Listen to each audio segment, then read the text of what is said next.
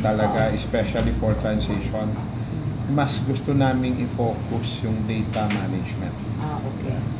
Kasi sa totoo lang, after nung 24, magto 25 years na ang ARC by November 19. Pero to be candid, talagang wala kaming ganong ka-clear na information, pati data, even on agriculture, sa health, even sa education. Kaya even World Bank tumutulong na rin sa amin ngayon. Pero comparing ito yung sinasabi ko upon our assumption, even doon sa transitional during the 1-year period, hanggang ngayon, tingin ko pwede naming sabihin at least mga nasa 50% pa lang kami.